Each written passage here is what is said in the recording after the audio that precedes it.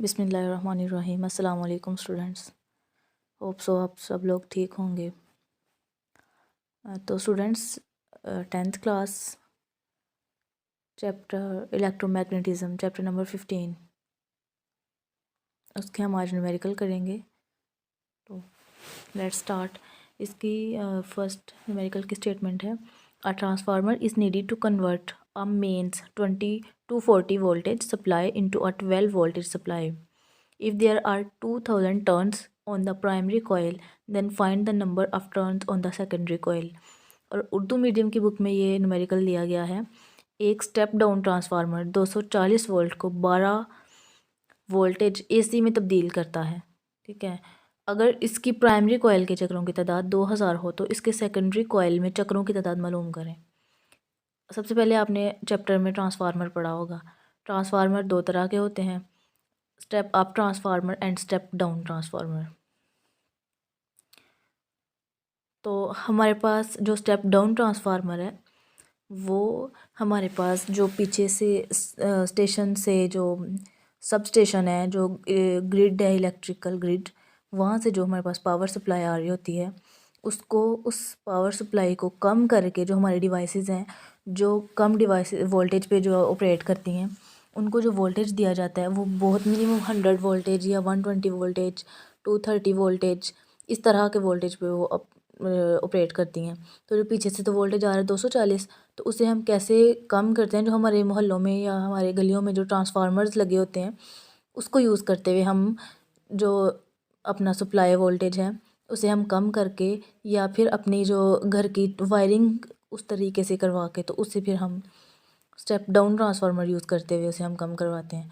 तो उसने यही कहा है कि एक स्टेप डाउन ट्रांसफार्मर है, ठीक है, और उसकी जो है ना वो कन्वर्ट करा 240 को 12 वोल्ट में, और उसकी प्राइमरी कॉइल, एक ट्रांसफार्मर की प्राइमरी कॉइल में 2000 टर्न्स हैं और उसकी सेकेंडरी कॉइल में हमने टर्न्स फाइंड करने हैं। तो हम करते हैं नोटबुक पे से सॉल्व।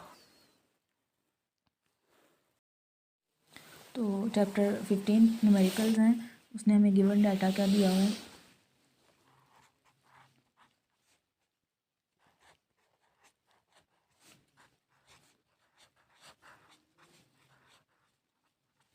अच्छा, गिवन डाटा में उसने हमें दिया था कि आपके पास जो प्राइमरी वोल्टेज है वो कितना है, जो पीछे से आ रहा है हमारे पास।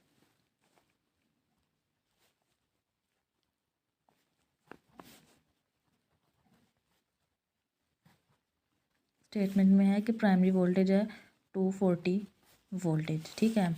इसे हम रिप्रेजेंट करते हैं वी पी से, okay.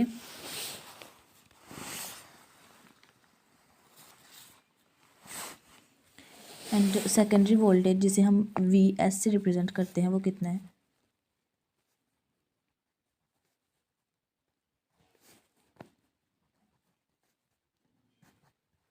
Is equals to 12 volts, okay.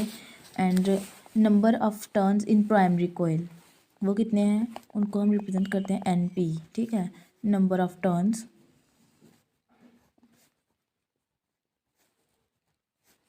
In primary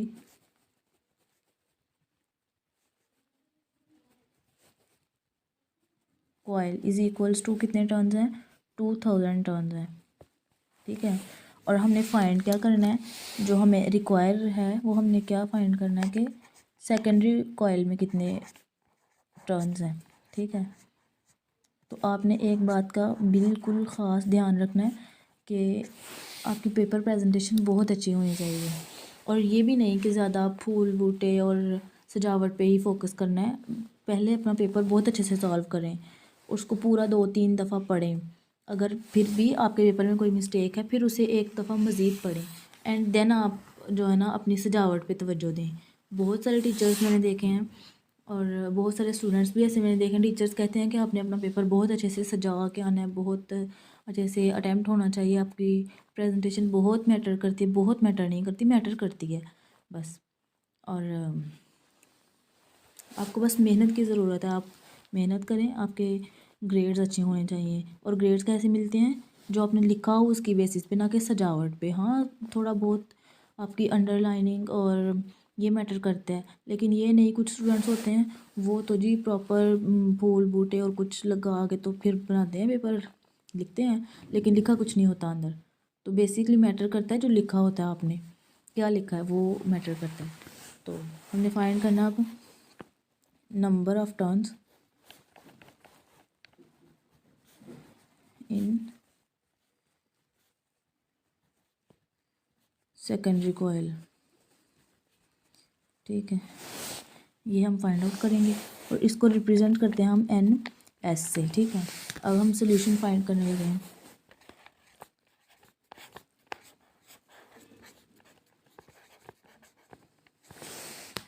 जहाँ पे जिस चीज़ की ज़रूरत है, अगर आपको हाइलाइटर की ज़रूरत है, मार्कर की ज़रूरत है, पेन अच्छे से अच्छा, आप वो यूज़ करें एक प्रॉपर मैनर में।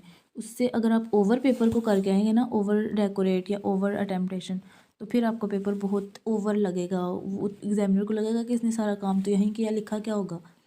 तो first impression is the last impression. अपने पेपर को अच्छा भी बनाए एक डिसेंट मैनर में, और लिखें ज़्यादा, जो आपने मेहनत किया पूरा साल उसको भी वहाँ पे कंज्यूम करके आए। तो हम ये सोल्यूशन फाइंड करते हैं। आपने फार्मूला पढ़ा होगा पीछे ट्रांसफार्मर का टॉपिक पढ़ते हुए, NS number of secondary turns over number of primary turns is equals to secondary voltage over primary voltage. ठीक है, ये फार्मूला है और इसमें आपने वैल्यूज़ पुट करनी है और इजीली आपका आंसर आ जाएगा। NS तो आपने फाइंड आउट करने से यहाँ है, NP की वैल्यू क्या है हमारे पास 2000 टर्न्स। तो 2000 टर्न्स हमने यहाँ पे पुट किया। वोल्टेज, सेकेंडरी वोल्टेज की वैल्यू है 12 वोल्ट ओवर प्राइमरी वोल्टेज की वैल्यू 240 वोल्टेज। ठीक है, अब आप 2000 यहाँ डिवाइड हो रहा है, इधर ला के इससे मल्टीप्लाई करवाएं। NS is equals to 12 over 240 multiply by 2000। अगर आप इसको अब 12 और 2000 मल्टीप्लाइड हो रहे हैं तो ये आ जाएगा answer 24,000 over 240।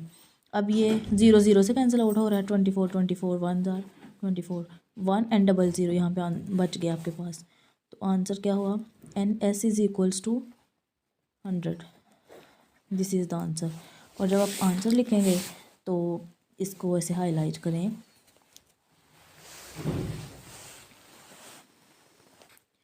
NS is equals to 100।